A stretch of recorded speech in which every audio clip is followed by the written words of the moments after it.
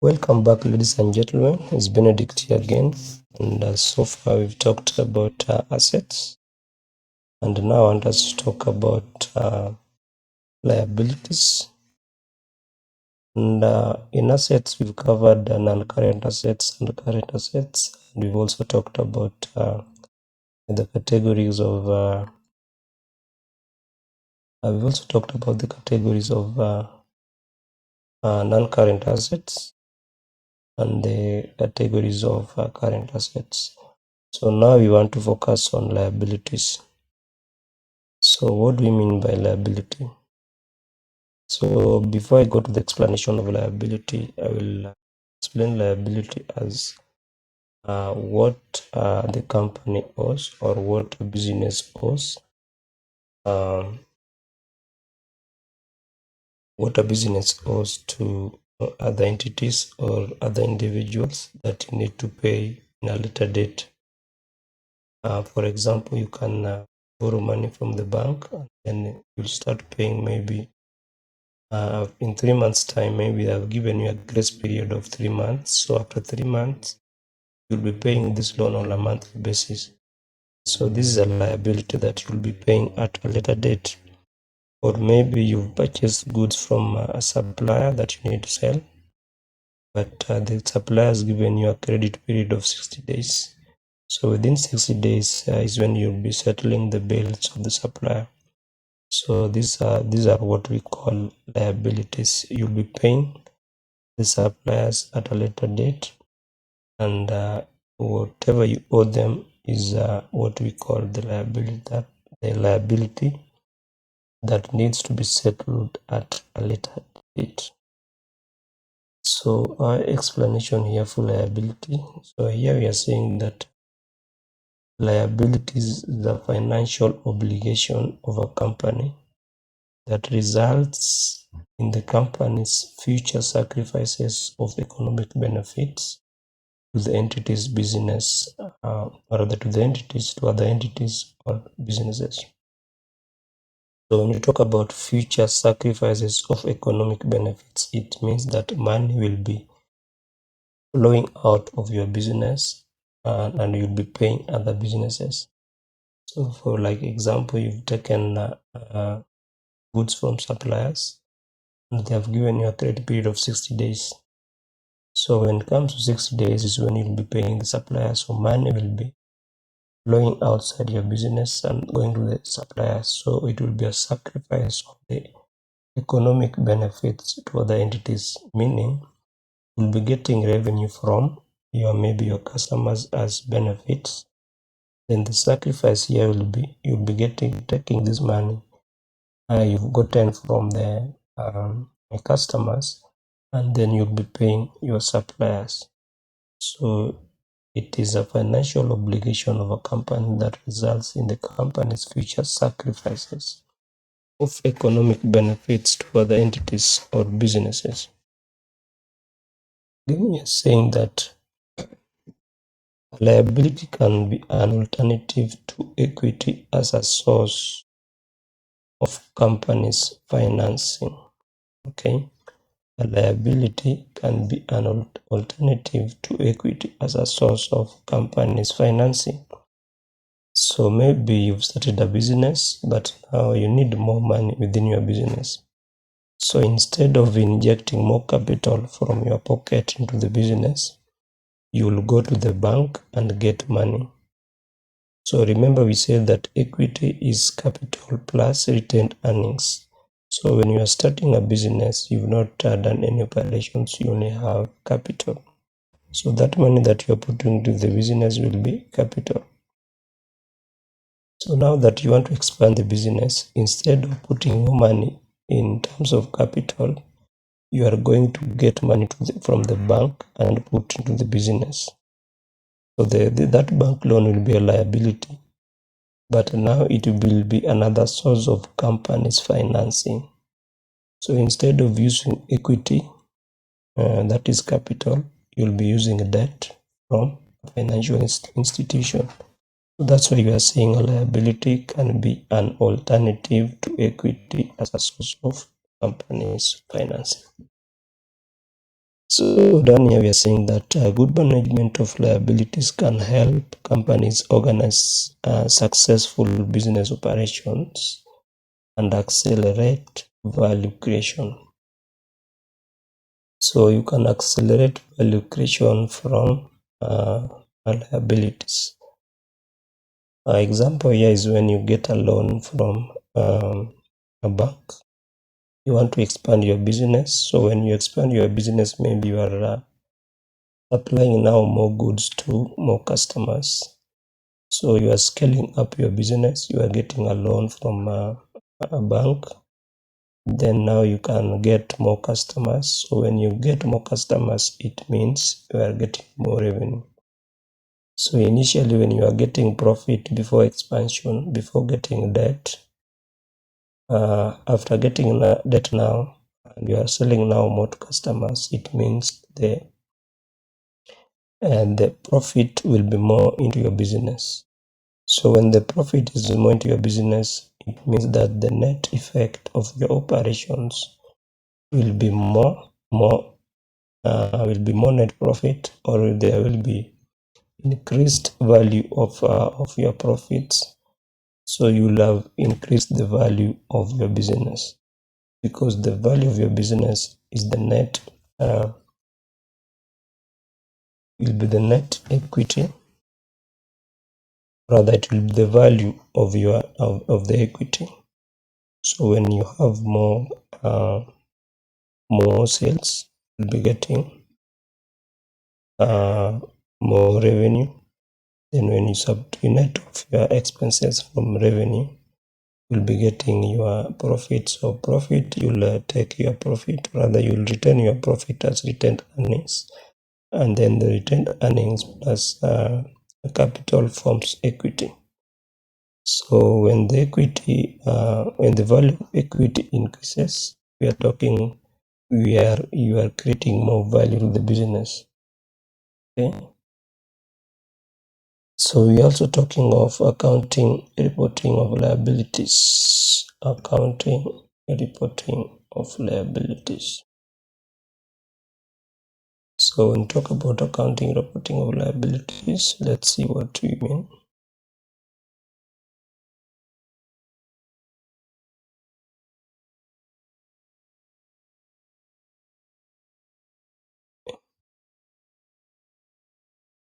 So when you say accounting reporting of liabilities, okay, accounting reporting a company reports its liabilities on its balance sheet. A company reports its liability on its balance sheet. According to the accounting equation, the total amount of liabilities must be equal to the difference between the total amount of assets and the total amount of equity. So in short, we are saying that liabilities is equal to assets minus equity, and then equity is capital plus retained earnings, and then the retained earnings is the net operations, rather the net financial performance that we get from our business operations. So retained earnings will be revenue minus expenses, and then when they carry them forward to the next period, we call them retained earnings. So equity is retained earnings plus capital. So we are saying that liabilities is equal to assets minus equity. So that's what we call liability. So that's how we account for liabilities when we are doing the financial reporting. So we have quite a number of, rather we have categories of liabilities. So let us see the categories of liabilities that we have. So under liabilities, we have long-term liabilities, and then we also have short-term liabilities. And under short-term liabilities, we also have categories of rather short-term liabilities or current liabilities. And then long-term liabilities, we also have different categories. We have bonds, we have notes payable, we also have other long-term liabilities. And then within within liabilities still, we also have contingent liabilities. So we'll also come to that at a later date, rather at a later time when we proceed. So what are liabilities? When we talk about long-term liabilities, what do we mean by long-term liabilities? So long-term liabilities are those that are due after more than 1 year. A liability that is payable after 1 year is a long-term liability. It is important that long-term liabilities exclude the amounts that are due in the short term, such as interest payable. So interest payable, there are those interest payable that you're supposed to pay within 1 year. So we cannot call that a long-term liability. Let me give you a simple example. You've taken a loan, and the loan has an interest element on it. So the loan has to be paid over a period of 4 years, and in each and every year there's an interest that is accruing each and every year. So the past year, when you are paying the principal loan and the interest, that element of interest will be a current liability. And then within that year, the principal element that you are paying within that year will be also a current liability. But the principal elements that you're supposed to pay from the second year, third year, and fourth year, we'll be calling them the long-term liabilities. And that also includes interest that you're supposed to pay after second year, third year, and fourth year. That's why we are saying it is important that long-term liabilities, or the long-term liabilities, exclude the amounts that are due in the short term, such as interest payable. So short term here, we are talking about the period within 1 year. So period within 1 year, we call them short-term liabilities. So long-term liabilities can be used as source of finance. So this we've talked about. So let's see the categories of long-term liabilities. So we have we have 3 different categories of long-term liabilities. We have bonds payable, we have notes payable, and then we also have other long-term liabilities. So what are notes payable? So when we talk about notes payable, here we mean bonds payable. A bond is a fixed income instrument that represents a loan made by an investor to a borrower. It is a fixed income instrument that represents a loan made by an investor to a borrower. Typically corporate or government bonds. So a bond normally is always being given by the government. So we always have government bonds. So they are fixed income securities or fixed income instruments that represent a loan being given by investor to a loaner. So when you are being given a bond, or when you give a bond, it means that you are giving a loan, but they have fixed income that you're supposed to generate. And then now you're saying that bonds payable is the amount outstanding, the amount out of outstanding bonds with a maturity over 1 year issued by a company.